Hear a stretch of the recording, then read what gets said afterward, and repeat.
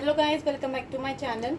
Welcome to the episode 9 of this lecture sexual reproduction in flowering plants. अब तक हम total 8 episode बना चुके हैं, ठीक है, 8 एपिसोड बना चुके हैं। इस लेक्चर में हम क्या पढ़ने वाले हैं? इस लेक्चर में पढ़ने वाले about the pollen pistol interaction के बारे में। किसके बारे में? पोलन पिस्टल इंट्रैक्शन के बारे में पढ़ेंगे। तो आप सब पहले हेडिंग लिख लीजिए, पोलन पिस्टल इंट्रैक्शन। इसको मैं बता देती हूँ पहले, एपिसोड नंबर 9। ये तो पता चल गया ना कि एपिसोड नंबर 9 में है, ठीक है। मैं बता देती हूँ पोलन पिस्टल इंट्रैक्शन।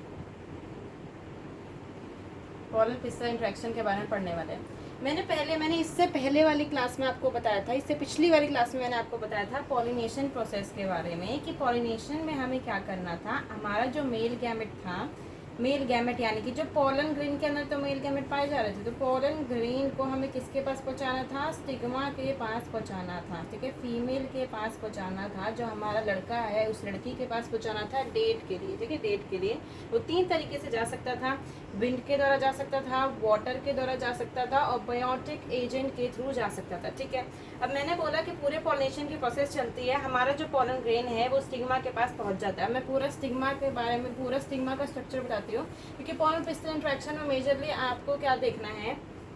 पहले एक छोटा सा जिस्ट बता देती हूँ, फिर हम इसको और डिटेल में जानेंगे। पोलन पिस्टल इंट्रैक्शन में आपको क्या देखना है कि जो आपका पोलन ग्रेन आपने पॉलिनेशन के प्रोसेस के थ्रू स्टिग्मा के पास पहुंचाया है, ठीक है, स्टिग्मा के पास पहुंचाया है। अब स्टिग्मा जरूरी नहीं है कि उसे एक्सेप्ट कर ले, ठीक है, स्टिग्मा के भी अपने नखरे हैं। मतलब ये जो हमारा पोलन ग्रेन है वो रेस्टोरेंट में तो पहुंच गया। अगर आपने पिछली क्लास देखी है तो मैं रेस्टोरेंट के हिसाब से बताया था कि जो स्टिग्मा सेल ओवरी है वो एक प्रकार का रेस्टोरेंट है, जो आपका एग सेल है वही लड़की है। तो वो पोलन ग्रेन जो है वो रेस्टोरेंट के पास तो पहुंच चुका है। अब उसके लिए रेस्टोरेंट के दरवाजे उस पोलन ग्रेन के लिए, उस लड़के के लिए खुले रहेंगे, वो डिपेंड करता है पोलन पिस्टल इंट्रैक्शन के अंदर हम देखेंगे, या नहीं खुले रहेंगे, उसके मुंह के ऊपर, मतलब कि उसके मुंह के ऊपर गेट बंद हो जाएगा। ये सब हमें पोलन पिस्टल इंट्रैक्शन के अंदर देखना है। मैं बताती हूँ कि पूरी प्रोसेस कैसे चलती है। पहले हम पूरा फीमेल रिप्रोडक्टिव स्ट्रक्चर को बना लेते हैं ताकि हमारे लिए ईजी होगी, ठीक है। ये पूरा का पूरा आपका कौन सा पार्ट होता है? स्टिग्मा। कौन सा पार्ट होता है? स्टिग्मा। ये कौन सा होता है? स्टाइल। और ये नीचे का कौन सा बर्स्ट पार्ट मैंने बताया था क्या होती है? ओवरी होती है। क्या होती है? ओवरी होती है। और व्यूल के मतलब ओवरी है, ओवरी के अंदर ये बना दो छोटा सा प्लेसेंटा, ठीक है, ये बना दो छोटा सा प्लेसेंटा, और प्लेसेंटा के अंदर आप बना दीजिए इस प्रकार का एम्ब्रियो सैक। क्योंकि मेनली मुझे एम्ब्रियो सैक को दिखाना है तो मैं एम्ब्रियो सैक के बना के दिखा रही हूँ। अब देखिए, एम्ब्रियो सैक बना दिया। अब एम्ब्रियो सैक में मैंने आपको 2 एंड बताए थे, एक चैलेजल एंड होता है, एक माइक्रोपाइलर एंड होता है, ठीक है। इधर की साइड में बना रही हूँ चैलेजल एंड, मैं सी से दिखाती हूँ, ठीक है, चैलेजल एंड बना दिया। और इधर की साइड में बना रही हूँ माइक्रोपाइलर एंड। मैंने बताया था कि चैलेजल एंड में क्या क्या पाया जाता है? 3 एंटीपोडल्स। क्या पाई जाती हैं? 3 एंटीपोडल्स पाई जाती हैं। ये 3 एंटीपोडल्स मैंने बता दी। बीच में क्या पाया जाता है? सेंट्रल सेल के अंदर 2 पोलर न्यूक्लियर पाए जाते हैं। और सबसे लास्ट में इधर पाए जाते हैं 2 सिनर्जेट और 1 एग सेल, ठीक है, 1 एग सेल। ये वाला 1 एग सेल यहाँ पर होती है फिलीफॉर्म अपैरेटस, ठीक है। इस प्रकार का कुछ आपका स्ट्रक्चर देखने के लिए मिलता है। मैं लेबलिंग भी कर देती हूँ जिनको समझ में नहीं आएगा, ठीक है। ये हो गया आपका क्या? स्टिग्मा। ये वाला पार्ट क्या हो गया? स्टाइल। ये वाला पार्ट क्या हो गया? ओवरी। क्या हो जाएगा? ओवरी। ये मैंने क्या बनाया है? एम्ब्रियो सैक बनाया है। क्या बनाया है? एम्ब्रियो सैक बनाया है, ठीक है। अब मैं पूरे आपको स्टेप समझाती हूँ कि किस प्रकार का स्टेप देखने के लिए मिलता है पोलन पिस्टल इंट्रैक्शन में, ठीक है। पोलन पिस्टल इंट्रैक्शन में, पोलन पिस्टल इंट्रैक्शन में एक राइट टाइप ऑफ पोलन होता है, एक होता है आपका राइट टाइप ऑफ पोलन, एक होता है आपका रॉन्ग टाइप ऑफ पोलन। अब राइट टाइप ऑफ पोलन और रॉन्ग टाइप ऑफ पोलन में क्या डिफरेंस है? देखिए, आप इसको ऐसे समझ सकते हैं। राइट टाइप ऑफ पोलन को पहली बात ये देख लीजिए कि कॉम्पैटिबल, क्या बोला जाता है? कॉम्पैटिबल बोला जाता है। और रॉन्ग टाइप को क्या बोला जाता है? इनकॉम्पैटिबल, ठीक है, इनकॉम्पैटिबल। कॉम्पैटिबल की मीनिंग जाके गूगल पे आप सर्च कर लीजिएगा। राइट टाइप ऑफ पोलन को कॉम्पैटिबल बोलते हैं, रॉन्ग टाइप ऑफ पोलन को इनकॉम्पैटिबल बोलते हैं, ठीक है। किसको बोलते हैं? पोलन को बोलते हैं। किसको बोलते हैं? बहुत लोग सोचेंगे कि स्टिग्मा को बोलते हैं, पोलन को बोलते हैं। ये चीज़ अपनी दिमाग में बिठाओ कि पोलन को बोलते हैं, ठीक है। अब मैं बताती हूँ कि पोलन पिस्टल इंट्रैक्शन में क्या होता है। मैंने आपको बताया था कि पॉलिनेशन की प्रोसेस के थ्रू यहाँ पर आप जो है अपने पोलन ग्रेन को पहुँचा चुके हो, ठीक है, अपने पोलन ग्रेन को पहुँचा चुके हो। मान लीजिए हमने 2 पोलन ग्रेन पहुँचाए, एक लड़के के पीछे 2 लड़के भी तो हो सकते हैं, ज़रूरी थोड़ी ना है। एक लड़की के पीछे 2 लड़के भी हो सकते हैं, ठीक है। मैंने बोला पॉलिनेशन के थ्रू, मान लीजिए ये जो है इसको विंड ने पहुंचाया है और इसको एनिमल्स के थ्रू, जूफिली के थ्रू ये स्टिग्मा के ऊपर पहुंचे हैं, ठीक है। मैंने बता दिया कि इसको या तो विंड ने पहुंचा दिया और इसको एनिमल ने पहुंचा दिया, दोनों पहुंच चुके हैं स्टिग्मा के ऊपर। किसके पास? स्टिग्मा के ऊपर। पॉलन पिस्टल इंटरेक्शन में एक प्रकार का केमिकल डायलॉग चलता है, एक प्रकार का केमिकल डायलॉग चलता है, ठीक है। एक प्रकार का केमिकल डायलॉग चलता है between the pollen grain and the stigma, between the pollen grain and the stigma. ध्यान से सुन लीजिए कि केमिकल डायलॉग चलता है किस किस के बीच में? पॉलन ग्रेन के बीच में और स्टिग्मा के बीच में, ठीक है, पॉलन पिस्टल इंटरेक्शन के अंदर। अब मैं बताती हूँ कि पॉलन पिस्टल इंटरेक्शन का आखिर में मतलब क्या होता है। आपने पॉलिनेशन के थ्रू पॉलन ग्रेन को पहुंचाया स्टिग्मा के ऊपर, अब देखिए क्या होगा। जो राइट टाइप ऑफ पॉलन का मतलब होता है जो उसी के स्पीशीज का हो, सेम स्पीशीज का हो, सेम स्पीशीज का हो, सेम स्पीशीज का हो। रॉन्ग टाइप ऑफ पॉलन के अंदर वो डिफरेंट स्पीशीज का भी हो सकता है और दूसरा केस हो सकता है अबाउट द सेल्फ इनकॉम्पैटिबल, सेल्फ इनकॉम्पैटिबल, ठीक है, सेल्फ इनकॉम्पैटिबल का केस भी हो सकता है। मैंने बोला राइट टाइप ऑफ पॉलन में सेम स्पीशीज का केस हो सकता है, रॉन्ग टाइप ऑफ पॉलन में डिफरेंट स्पीशीज का या फिर सेल्फ इनकॉम्पैटिबल का केस हो सकता है। मैं बताती हूँ, देखो जो आपका पॉलिनेशन है, मान लीजिए ये प्लांट है, जिस प्लांट की मैं बात कर रही हूँ, ये प्लांट किसी का भी ले लीजिए, ठीक है, जिसका आपका मन हो। जैसे मान लीजिए ये पपाया का प्लांट है, किसका है? पपाया का है। पपाया क्या होता है? यूनिसेक्सुअल होता है, यूनिसेक्सुअल होता है, ये उसकी फीमेल है, यूनिसेक्सुअल फीमेल है। अब इसको अगर पॉलिनेट करवाना है, मतलब क्या है? यूनिसेक्सुअल प्लांट है, मैंने क्या बोला? यूनिसेक्सुअल, यूनिसेक्सुअल प्लांट है। अगर ये यूनिसेक्सुअल प्लांट है तो इसमें सिर्फ और सिर्फ फीमेल वाला पार्ट प्रेजेंट है, तो इसको मेल की अभी जरूरत है, ठीक है। पॉलिनेशन इसके ऊपर आया। राइट टाइप ऑफ पॉलन का मतलब है वो सेम स्पीशीज का है, मतलब कि मान लीजिए इस पॉलन को मान लीजिए कि चिंटू भी जो है, चिंटू, और ये हो गया मिंटू, चिंटू, मिंटू और पिंकी, ये जो अंदर बैठी है पिंकी, ठीक है, ये क्या होगी? पिंकी होगी। मैंने बोला कि चिंटू जो है, आप ऐसे समझ सकते हैं, पिंकी पपाया खाती है, पिंकी पपाया खाती है, पिंकी पपाया खाती है और चिंटू भी पपाया खाता है, ठीक है। अगर पिंकी भी पपाया खाती है और चिंटू भी पपाया खाता है, क्या हुआ? रेस्टोरेंट के दरवाजे अभी दोनों के लिए खुले, ठीक है। रेस्टोरेंट में दोनों गए, वहां पर जाके इनकी थोड़ी बहुत बातें चली, केमिकल डायलॉग हुआ। पिंकी ने पूछा कि भाई देखो मैं पपाया खाती हूँ, ठीक है, मैं पपीता खाती हूँ, मैं पपाया खाती हूँ। चिंटू ने बोला अरे मैं भी पपीता खाता हूँ, मैं भी पपाया खाता हूँ। अच्छा, तो इन दोनों को विचार मिल रहे हैं, दोनों मतलब सेम स्पीशीज के हो गए, मतलब कि ये भी पपाया के प्लांट का, मतलब कि ये भी पपाया के प्लांट का मेल पार्ट है पोलन ग्रेन, और ये पपाया के प्लांट का फीमेल प्लांट है, तो दोनों के दोनों सेम स्पीशीज के हुए, ठीक है जी। ये तो हो गई पिंकी और चिंटू की कहानी, पिंकी और चिंटू की कहानी। अब मिंटू ने बोला नहीं जी मेरे को पपाया बिल्कुल भी पसंद है, पपाया को देख के भी मेरे को उल्टी आती है, मुझे तो एप्पल खाना पसंद है। क्या खाना पसंद है? एप्पल खाना पसंद है, ठीक है। ये चीज आपने देखा होगा कि सेम स्पीशीज के अंदर ही रिप्रोडक्शन की प्रोसेस देखने के लिए मिलती है। ऐसे नहीं कि आप ह्यूमन बीइंग का रिप्रोडक्शन डॉग के साथ करवा दोगे, डॉग का रिप्रोडक्शन डायनासोर के साथ करवा दोगे, ऐसा कभी देखने के लिए नहीं मिलता है। सेम स्पीशीज, ह्यूमन के साथ डॉग, डॉग के साथ पपाया का प्लांट, पपाया के साथ, ठीक है, पपाया फीमेल, पपाया मेल, तभी रिप्रोडक्शन प्रोसेस हो सकता है। ऐसा नहीं कि पपाया का रिप्रोडक्शन एप्पल के साथ करवा दो, इतना तो कॉमन सेंस होना चाहिए कि पपाया का रिप्रोडक्शन पपाया से ही होगा। तो पिंकी ने बोला अच्छा तुझे भी पपाया पसंद है, मुझे भी पपाया पसंद है, चिंटू मुझे भी पपाया पसंद है, तुझे भी पपाया पसंद है। हम अभी ही अपनी एंगेजमेंट कर डालते हैं क्योंकि हम दोनों के विचार, हम दोनों की बातें, हम दोनों का बिहेवियर बहुत ज़्यादा मिलता है। अब भाई मिंटू हो गया उदास, मिंटू हो गया उदास कि मैं तो एप्पल का था, मुझे एप्पल खाना पसंद था, इसलिए मिंकी ने मुझे रिजेक्ट कर दिया। क्या कर दिया? रिजेक्ट कर दिया। अब ये रिजेक्शन, ठीक है, क्या कर दिया? रिजेक्ट कर दिया। और चिंटू को क्या कर लिया? एक्सेप्ट।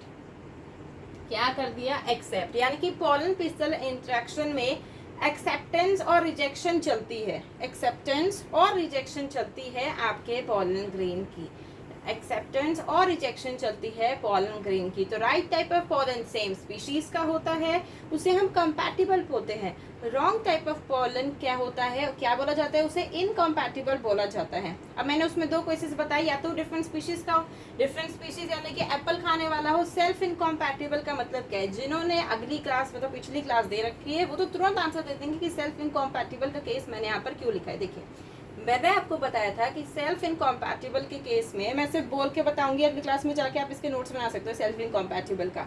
सेल्फ इनकॉम्पैटिबल के केस में ऑटोगेमी और जेटानोगेमी प्रिवेंट होती है। मतलब जो आपका प्लांट है, ये एक जेनेटिक मैकेनिज्म है, जो आपका प्लांट है वो ऑटोगेमी और जेटानोगेमी को नहीं होने देगा, ऑटोगेमी और जेटानोगेमी को नहीं होने देगा, बट वो किसको प्रेफर करेगा, जीनोगेमी को। किसको प्रेफर करेगा, जीनोगेमी को प्रेफर करेगा। तो वही केस देखने के लिए मिला जब ये एप्पल वाला प्लांट आया, मान लो पपाया वाला ही आया, ठीक है, मान लो पपाया वाला ही है, तो सेल्फ हेल्प इनकॉम्पैटिबल का मतलब आपको समझ में आ जाना चाहिए कि मान लीजिए पपाया की जगह मैं कोई और प्लांट ले लूँ जो कि बाइसेक्सुअल होता है, जैसे कि कोकोनट का ले लूँ, ठीक है, कोकोनट इज बाइसेक्सुअल।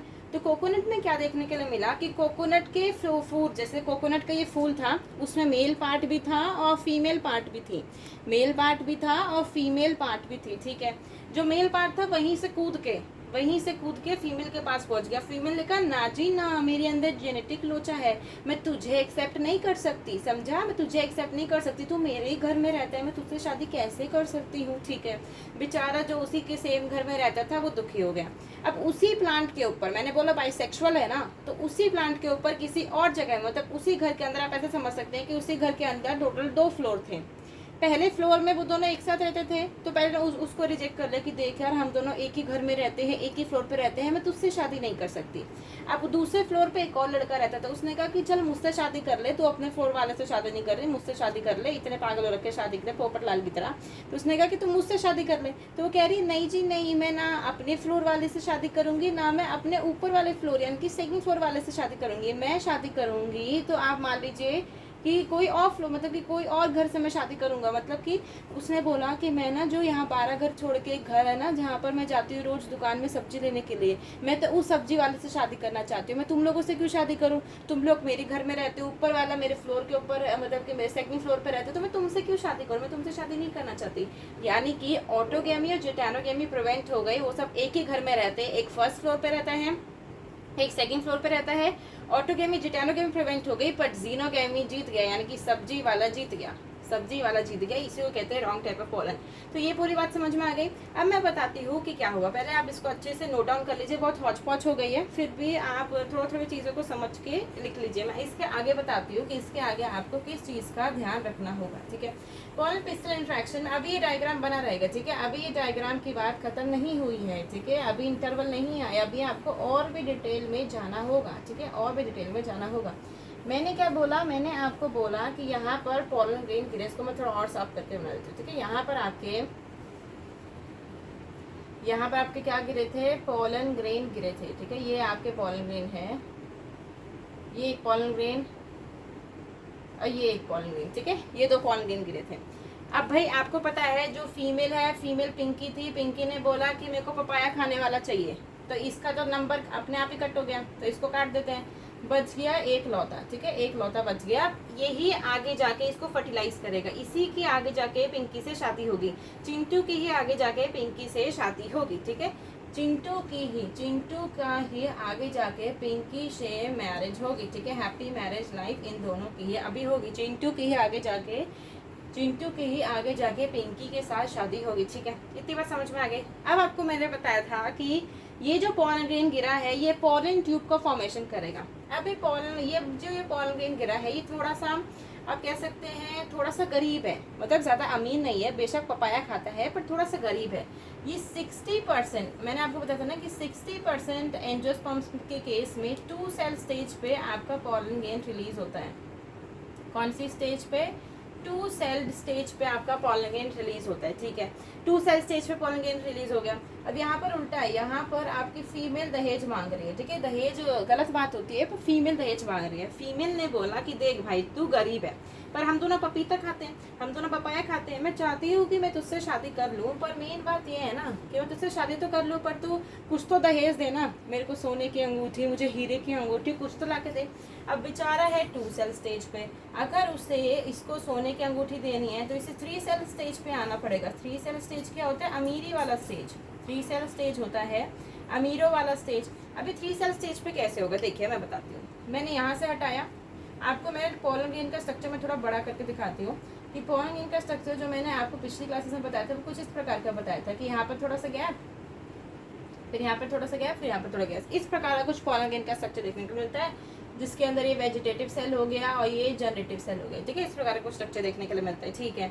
इस प्रकार का स्ट्रक्चर होता है। अब ये बोला कि पहले तो 3 सेल स्टेज पे आ, इसने बोला कि पहले तू मेरे लिए सोने की अंगूठी लेके आ, पहले तू मेरे लिए रिंग लेके आ, ठीक है। पहले तू मेरे लिए सोने की अंगूठी लेके आ, क्या लेके आ, सोने की या फिर हीरे की, चलो हीरे की मानते हैं, ठीक है। थोड़ी अमीर है, थोड़ा अमीरियत दिखाते हैं। हीरे की अंगूठी लेके आइयो मेरे लिए, हीरे की अंगूठी लेके आइयो, तभी मैं तेरे साथ एंगेजमेंट करूंगी। यानी कि अभी वो ये अमीरियत वाला स्टेज है, ये रिच वाली स्टेज है और ये बेचारा पुअर वाली स्टेज है। तो उसने बोला कि पहले तो रिच वाली स्टेज में बन के दिखा, 3 सेल स्टेज में बन के दिखा, ठीक है। तो उसने क्या किया, 3 सेल स्टेज में वो कैसे बनेगा, इसने इसे एक्सेप्ट तो कर लिया है। तो यहाँ से निकलेगी पोलन ट्यूब, यहाँ से निकलेगी पोलन ट्यूब, ये होते हुए यहाँ से एंटर कर जाएगी, ठीक है। इस प्रकार का ये क्या होगी, पोलन ट्यूब होगी। क्या होगी, पोलन ट्यूब होगी। पोलन ट्यूब के बारे में आपको कुछ चीजें पता होनी चाहिए कि पोलन ट्यूब कहाँ से निकली, जहाँ पर कहाँ से निकली, आप कह सकते हैं कि कहाँ से इसका ओरिजिनेशन हुआ, कहाँ से ये ओरिजिनेट हुई है। ये मैंने आपको कुछ प्रोमिनेंट अपर्चर्स के बारे में बताया था, ठीक है। प्रोमिनेंट अपर्चर्स के बारे में बताया था, जिसे हम कहते थे जाम पोर। क्या कहते थे, जाम पोर कहते थे, ठीक है। ये हिस्सा है, ठीक है, ये जो हिस्सा है इसे मैं क्या कहती थी, जाम पोर कहती थी, जाम पोर कहती थी। जाम पोर, ये वाली लेयर क्या है, एक्साइन लेयर है, जो कि स्पोरोपोलिन से बनी है, जहाँ पर स्पोरोपोलिन, ठीक है, जहाँ पर स्पोरोपोलिन एब्सेंट रहा करता था, जहाँ पर स्पोरोपोलिन एब्सेंट रहा करता था, वहां से। तो इस तरीके से यहाँ पर क्या है, ये जम्पोर वाला हिस्सा है और इधर स्पोरोपोलिन भी एब्सेंट है। ये आपकी निकल गई पोलन ट्यूब, ये स्टाइल से होते हुए, ओवरी से होते हुए ओव्यूल में एंटर कर गई, ओव्यूल में एंटर कर गई, ठीक है। अब मैंने बोला कि 2 सेल स्टेज में तो एंटर नहीं कर सकता, ये समझ लीजिए कि ये एंगेजमेंट वाला हॉल है, ठीक है, एम्ब्रियो सैक एंगेजमेंट वाला हॉल है। तो एंगेजमेंट वाले हॉल में जाने से पहले से ये वाली हीरे की अंगूठी तो खरीदनी पड़ेगी। अभी कैसे खरीदेगा हीरे की अंगूठी, ठीक है, हीरे की अंगूठी कैसे खरीदेगा, 3 सेल स्टेज में कैसे कन्वर्ट होगा। तो ये क्या करेगा, जब ये डिवीजन कर रहा है, मतलब यहाँ से निकला, मतलब ऐसा समझ लीजिए कि ये पूरा रास्ता है, 2 किलोमीटर का रास्ता, ये इसका घर है, 2 किलोमीटर के रास्ते से ये उस एंगेजमेंट हॉल में एंटर कर जाएगा, ठीक है। तो यहाँ से जब वो रास्ते में जा रहा था, ठीक है, रास्ते में जा रहा था, ठीक है, रास्ते में जा रहा था, तो इसने क्या किया, अपने अंदर डिवीजन लाई और 3 सेल स्टेज में कन्वर्ट हो गया, 3 सेल स्टेज में कन्वर्ट हो गया। मतलब जब यहाँ पर जा रहा था ना, इस रास्ते से जा रहा था, तभी उसने अपने अंदर डिवीजन की, जनरेटिव सेल ने अपने अंदर डिवीजन की और डिवीजन करने के बाद वो 3 सेल स्टेज में कन्वर्ट हो गया। 3 सेल स्टेज में क्या क्या होता है, एक होता है वेजिटेटिव सेल और 2 होते हैं आपके मेल गैमेट्स। एक होता है वेजिटेटिव सेल, 2 होते हैं मेल गैमेट। जो मेरा अच्छा फॉलोअर है वो बता देगा कि किसने अपनी कुर्बानी दी, किसने अपनी कुर्बानी दी, जनरेटिव सेल ने अपनी कुर्बानी दी ताकि वो 2 मेल गैमेट बना सके। तो 3 सेल स्टेज वाली कंडीशन समझ में आ गई कि जब वो यहाँ से अपनी ग्रोथ करवा रहा होगा, जब पोलन ट्यूब यहाँ से एंटर कर रही होगी, तभी वो 3 सेल स्टेज में कन्वर्ट हो जाएगी, ठीक है। अब आपको मेन ध्यान यहाँ पर देना, अभी मैं पूरा पार्ट रब कर देती हूँ। अब आपको मेन पार्ट यहाँ पर देना है कि फिर अब आगे वाली प्रोसेस कैसे होगी, ठीक है। चिंटू और पिंकी की शादी होने में अभी भी थोड़ी देरी है, अभी तो सिर्फ इंगेजमेंट हुई, हम शादी डबल फर्टिलाइजेशन में करके दिखाएंगे, ठीक है। इससे पिछले वाले टॉपिक में, इससे आगे वाले टॉपिक में करके दिखाएंगे। तो मैं पहले आप सिर्फ एम्ब्रियो सैक बना के दिखाऊंगी, ठीक है। ये क्या हो गया, आपका एम्ब्रियो सैक हो गया। ये आपके हो गए 3 एंटीपोडल्स, क्या हो गए, 3 एंटीपोडल्स। यहाँ पर हो गए 2 पोलर न्यूक्लियर, ठीक है। यहाँ पर हो गया आपका, मैंने क्या बताया था, सिनर्जिड, और यहाँ पर हो गया एग सेल, ठीक है। इस प्रकार का कुछ स्ट्रक्चर है, इस प्रकार ये दोनों ऐसे जुड़े रहते हैं। मैं थोड़ा और अच्छा बना देती हूँ, देखिए कुछ इस प्रकार का स्ट्रक्चर है, ठीक है। मान लीजिए कुछ इस प्रकार का स्ट्रक्चर है। मैंने बोला इस यहाँ पर आप ऐसे हाइपोथेटिकली समझिए, यहाँ से आपकी पोलन ट्यूब आ रही है और ये क्या करेगी, किसी एक सिनर्जिट में जाके घुस जाएगी। 2 सिनर्जिट हैं, 2 सिनर्जिट हैं, 2 सिनर्जिट में से किसी भी एक सिनर्जिट में जाके, किसी भी एक सिनर्जिट में जाके घुस जाएगी, ठीक है। ऐसा नहीं है कि ये वाली सिनर्जिट इसको पसंद है तो इसमें घुसे, किसी भी, इन दोनों में से किसी भी एक सिनर्जिट में जाके घुस जाएगी, किसी भी एक सिनर्जिट में जाके घुस जाएगी। ये होगा चलाजल एंड और ये वाला होगा माइक्रोपाइलर एंड। आपके दिमाग में क्वेश्चन आएगा कि जब ये पोलन ट्यूब आ रही थी तो ऐसे भी हो सकता है ना कि ये पोलन ट्यूब क्या करे। इसको पहले मैं रब कर देती हूँ। ये पोलन ट्यूब क्या करे कि मान लो इधर से आ रही है तो यहाँ से भी तो एंटर ले सकती थी, ऐसा क्यों नहीं हुआ? ठीक है, जो अच्छे से पढ़ते हैं बच्चे उनके दिमाग में क्वेश्चन आएगा कि उसने चलाजल एंड के थ्रू एंटीपोडल्स में क्यों नहीं एंट्री ले ली, उसे कैसे पता? वो बेचारा तो वैसे है ना, आप ऐसे समझ लीजिए कि जो एंगेजमेंट हॉल है उसका एक ये भी दरवाज़ा है और एक ये वाला भी दरवाज़ा है। ठीक है, 2 दरवाजे हैं उस एंगेजमेंट हॉल में। वो इधर से भी एंट्री ले सकता है हमारे दूल्हे राजा और यहाँ से भी एंट्री ले सकते हैं। उन्हें कैसे पता कि उन्हें माइक्रोपाइलर एंड से ही एंट्री लेनी है? ठीक है, उन्हें कैसे पता कि उन्हें माइक्रोपाइलर एंड से ही एंट्री लेनी है? तो उसमें हेल्प करते हैं filiform apparatus. Filiform apparatus NCERT में लाइन लिखी हुई है, guide the entry of pollen tube. Guide the entry of pollen tube. ठीक है, guide the entry of pollen tube. ठीक है, guide the entry of pollen tube. Filiform apparatus ही होते हैं, बोलते हैं आजा आजा आजा आजा आजा आजा, इस तरीके से बोलते हैं filiform apparatus, guide the entry of pollen tube. मतलब अब हमारा जो आप कह सकते हैं पोलन ट्यूब वो एंटर कर चुका है सिनर्जिट में। इसके बाद वाली जो प्रोसेस होती है उसे हम कहते हैं डबल फर्टिलाइजेशन। उसमें भी अभी काफ़ी ज़्यादा टाइम आपको लगेगा। ठीक है, मतलब मेरा आज का टॉपिक एपिसोड नंबर 9 में यही था कि मैं आपको पूरी तरीके से पोलन पिस्टल इंट्रैक्शन के बारे में बता दूं। तो मैंने पूरी तरीके से आपको पोलन पिस्टल इंट्रैक्शन के बारे में बता दिया है। लास्ट में हम पूरी तरीके से हम एनसीईआरटी को फॉलो करते हैं। एनसीईआरटी में इस पोलन पिस्टल इंट्रैक्शन के बाद एक टॉपिक दे रखा है बहुत छोटा सा, अबाउट एन एक्सपेरिमेंट। अगर सीबीएसई वालों का दिमाग घूमा, नीट वालों का दिमाग घूमा तो वो भी पूछ सकते हैं, मैं बता देती हूँ। उसमें लाइन क्या लिखी हुई है कि पी मटर, चीक पी, क्रोटेलिया जो भी नाम है, बालसम में, विंसा में, आप क्या करो, एक ग्लास स्लाइड लो। क्या करो, एक ग्लास स्लाइड लो। अपने वहाँ देखा होगा ना जो प्रैक्टिकल लैब्स होती है, वहाँ पर छोटी छोटी सी ग्लास स्लाइड्स रखी होती है। ठीक है, आप क्या करो, इस ग्लास स्लाइड में आपको क्या करना है, कुछ पोलन ग्रेन छिड़क देना है। क्या छिड़क देना है? कुछ पोलन ग्रेन छिड़क दो। छिड़क दिए पोलन ग्रेन। आप क्या करना है, एक ग्लास स्लाइड लो, उसमें क्या करो, पोलन ग्रेन को छिड़क दो। ठीक है, पोलन ग्रेन को छिड़क दो। इसमें आपको अबाउट 10% शुगर सॉल्यूशन लेना है। क्या लेना है? 10% शुगर सॉल्यूशन को लेना है और पोलन ग्रेन के अंदर उसको छिड़क देना है। ठीक है, पोलन ग्रेन के ऊपर उसे छिड़क देना है। आपको अबाउट 15 से 30 मिनट के बाद 15 से 30 मिनट के बाद आपको इन पोलन ग्रेन में से पोलन ट्यूब निकलते हुए दिखाई देगा। इन पोलन ग्रेन में से पोलन ट्यूब निकल के दिखाई देगा। फिर आप इसको देख सकते हैं। ऐसे तो नहीं है, बहुत लोग बोलेंगे कि मैम आपने क्या किया ना, ग्लास स्लाइड ली, उसमें पोलन ग्रेन लिया, पोलन ग्रेन को 10% शुगर सॉल्यूशन में भी डाल दिया। 15 से 30 मिनट के बाद मैंने देखा तो मुझे तो अपनी आंखों से कुछ भी नहीं देख रहा था। बहुत बच्चे ऐसे होते हैं, बहुत सीधे साधे, कि मेरे को तो 15-30 मिनट के बाद मैम कुछ भी नहीं दिखा, मैं क्या करूँ? तो आपको इसको माइक्रोस्कोप के अंदर देखना है कि कभी अपनी आंखों से देखने में लगे हो। ठीक है, इसको आपको माइक्रोस्कोप के अंदर देखना है। कौन से माइक्रोस्कोप में? लो। ठीक है, लो रेजोल्यूशन में। लो रेजोल्यूशन के ऊपर भी क्वेश्चन आ रखा है। लो रेजोल्यूशन में, हाई रेजोल्यूशन में नहीं, लो रेजोल्यूशन में देखना है। तो ये चीज़ आपको इम्पोर्टेंट है। कौन कौन सी चीज़ इम्पोर्टेंट है कि 10% शुगर सॉल्यूशन में डाला, 15 से 30 मिनट के लिए डाला और लो रेजोल्यूशन में डाला। ठीक है, इतनी चीज़ समझ में आ गई। ये पूरी आप यहाँ पर समाप्ति होती है एपिसोड नंबर 9 की। कल मिलेंगे हम एपिसोड नंबर 10 में, जिसमें हम विस्तार से बात करेंगे डबल फर्टिलाइजेशन के बारे में। आप लोगों की सपोर्ट की बहुत ज़्यादा ज़रूरत है। प्लीज़ आप सब्सक्राइब करिए इस चैनल को और हो सके तो लाइक भी ज़रूर करिएगा। Thank you.